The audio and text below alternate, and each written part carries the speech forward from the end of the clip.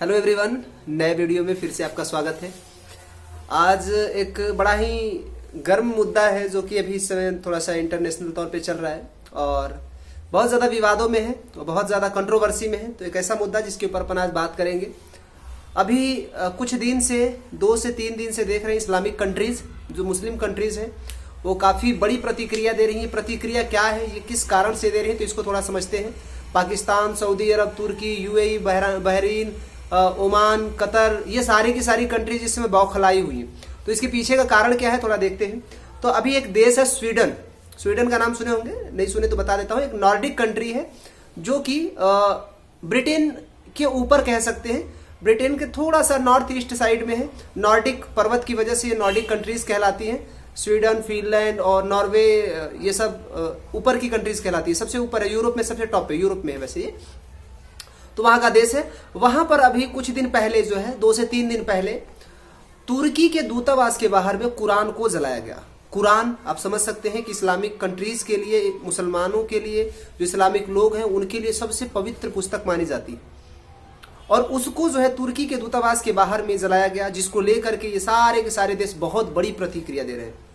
लेकिन ये कुरान तुर्की के दूतावास के बाहर क्यों जलाया गया, इसके पीछे का थोड़ा कारण समझते हैं। तो देखिए, तुर्की जो है ना, नेटो का सदस्य। अब नेटो क्या है, तो इसको थोड़ा सा प्रॉपर अच्छे वे में समझते चलिएगा। तो देखिए, नेटो जो है एक ग्रुप है, सैन्य गठबंधन है 30 देशों का।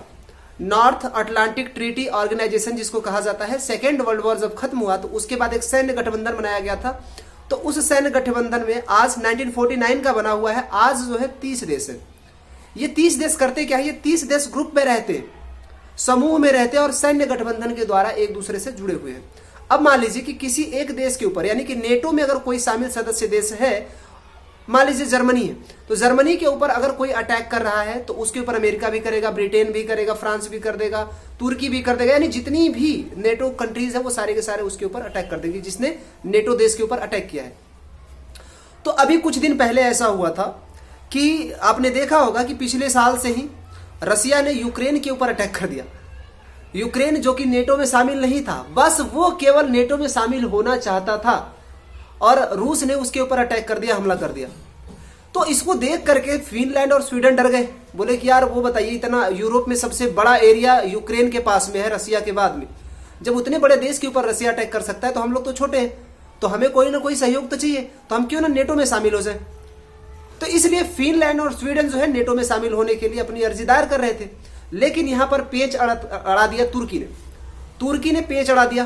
तुर्की ने क्या किया, तुर्की ने जो है सो स्वीडन को जो है सो कहते हैं कि नेटो का सदस्यता देने से मना करवा दिया। उसने बोला कि हम इनको नेटो में शामिल नहीं होने देंगे। अब नेटो में शामिल तुर्की नहीं होने दे रहा है स्वीडन को, इसके पीछे का कारण क्या है, तो इस कारण को थोड़ा सा समझिएगा। इसके पीछे का थोड़ा सा कुछ ऐतिहासिक कारण है। पहली बात तो यह है कि तुर्की इराक और ईरान के आसपास के क्षेत्रों में एक संगठन काम करता है जिसको कहते हैं कुर्दिश संगठन। वो एक अपना अलग देश के लिए डिमांड कर रहे हैं, एक अलग देश की ही मांग करते हैं। कुर्दिश पीपल है और वो कहते हैं कि ये भूमि हमारी है, ये लैंड हमारा है और ये हमारा ही होना चाहिए। तो उस क्षेत्र के लिए तुर्की, ईरान और इराक के क्षेत्र के लिए कुर्दिश ग्रुप जो है वो दावा करता है और हथियार उठा करके वहां पर वो आंदोलन करता है, जिससे तुर्की की जो बाउंड्री है, तुर्की का जो क्षेत्र है, वो पूरा का पूरा संवेदनशील बन जाता है और वो पूरा का पूरा जो क्षेत्र है वह कहते हैं कि विवादित क्षेत्र बन जाता है। वहां पर लोगों की सुख चैन छीन गया है। वो क्षेत्र ऐसा है जो हिंसाग्रस्त इलाके में आता है। तुर्की की सेना बार बार वहां पर हमला करती है और बार बार वहां पर कई बार जो है सो सैकड़ों की संख्या में लोग मारे जाते हैं। तो वो वाला इलाका, जो तुर्की का जो इलाका है जहां पर कुर्दिश लोग रहते हैं, वो अशांत इलाका है। मतलब ऐसा इलाका जहां पर शांति नहीं है। तुर्की कहता है कि वो हमारा इलाका है, हम किसी और को दे ही नहीं सकते। तो तुर्की जो है बड़े स्तर पर विरोध करता है कि नहीं, कुर्दिश कोई क्षेत्र है ही नहीं। तो इस वजह से वो कुर्दिश लोगों को मान्यता देता ही ना ही वो कुर्दिश लैंड को मान्यता देता है, पहली बात। दूसरी बात यह है कि तुर्की कहता है कि जितने भी कुर्दिश लड़ाके हैं जो वहां पर लड़ाई लड़ते हैं, उन सबको ठिकाना देकर के रखा है स्वीडन ने, उन सबको ठिकाना देकर के रखा है फिनलैंड ने। तो बताइए कि हमारे खिलाफ जो लोग लड़ रहे हैं उन्हें ये लोग ठिकाना देकर के रख रहे हैं, तो हम इनको नेटो में शामिल होने के लिए कैसे हम इन्हें नेटो में शामिल होने के लिए कैसे एग्री हो जाए। और स्वीडन ने, फिनलैंड ने कुछ हथियारों के ऊपर भी प्रतिबंध लगा करके रखा है तुर्की के। तुर्की कुछ हथियार भी नहीं खरीद सकता। ये प्रतिबंध स्वीडन ने लगा करके रखा है। ठीक, तो अभी ये आप भूमिका समझ गए कि क्या कारण है। तो अभी कुछ दिन पहले स्वीडन ने जब अर्जी डाला था तो तुर्की ने ठुकरा दिया, बोला कि नहीं, नेटो में हम शामिल नहीं होने दे सकते। अब जब नेटो में शामिल नहीं हो पाया तुर्की जो है सो नेटो में शामिल होने की जो अर्जी थी वो ठुकरा दी गई स्वीडन की, है ना, या फिर उस पर बात नहीं बन रही थी। तो स्वीडन के लोगों ने क्या किया कि तुर्की के बाहर, वहां के एक बहुत बड़े नेता हैं, उनका नाम मेरे को भी याद नहीं आ रहा है, तो उन्होंने क्या किया कि तुर्की का जो दूतावास स्वीडन में था वहां पर उसके बाहर जाकर के उन्होंने, पहली बात तो ये है कि जो तुर्की के राष्ट्रपति हैं जो है सो रेसेप तैयब अर्दोगान, उनके पुतले को उल्टा कर करके जलाया गया। और दूसरा यह है कि उनकी धार्मिक किताब जो है, पवित्र किताब है इस्लामिक लोगों की, कुरान, उसको जलाया गया। और जब इस किताब को जलाया गया तो पूरी की पूरी गल्फ कंट्री बौखला गई, पूरी की पूरी जो इस्लामिक कम्युनिटी है वो बड़े स्तर पर उन लोगों ने प्रतिक्रिया दी, क्योंकि कुरान को वो पवित्र किताब मानते हैं, आसमानी किताब मानते हैं, अल्लाह द्वारा भेजा गया उसमें मैसेज है।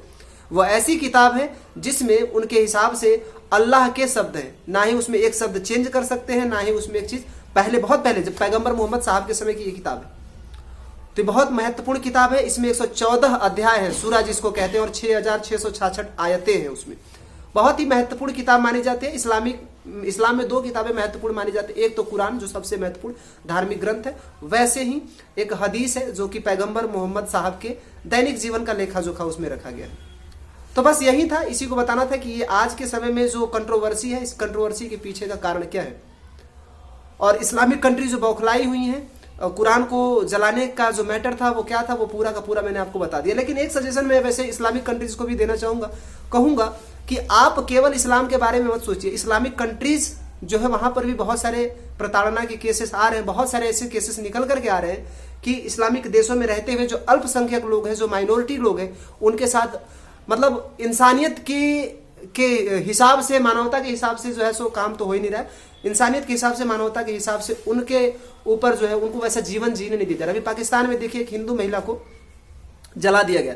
श्रीलंका के एक नागरिक थे जो कि पाकिस्तान में कार्य कर रहे थे, पाकिस्तान में काम कर रहे थे, उनको फैक्ट्री से निकाल करके जनता ने, मतलब बहुत ग्रुप में, मॉब लिंचिंग टाइप हो गए, लिंचिंग टाइप हो सकते हैं, ग्रुप में भीड़ ने उनको मार डाला। ठीक, इस निंदा के कहते हैं कि केस आते हैं, जबकि आप प्रूफ कर लो, उसके बाद किसी व्यक्ति को जो है सो अगर फांसी पे चढ़ाना हो तो चढ़ा सकते हो, कहीं भी करना तो कर सकते हो, लेकिन आप पहले ही फैसला ले लेते हो कि हाँ इसने ऐसा किया होगा, तो ये मत कीजिए। इस्लामिक कंट्रीज के बारे में मैं बोलूंगा कि मतलब अगर आप ये समझ लीजिए कि आप इस्लाम के रखवाले हैं तो आप दूसरे धर्मों का भी ध्यान रखें। ईसाइयत है, यहूदी हैं, पारसी हैं, हिंदू हैं, जैन हैं, सिख है, और जो है सो बौद्ध धर्म है, इन सब धर्मों में भी आपके लोग भी कहीं ना कहीं शामिल रहते हैं, तो उनके ऊपर भी कई बार आप टिप्पणी करें, तभी ये समाज में जो भेदभाव की नीति है वो बैलेंस रह सकती है। ठीक, बस इतना ही, मिलते हैं किसी नए वीडियो में नए टॉपिक के साथ, तब तक के लिए धन्यवाद, बाय।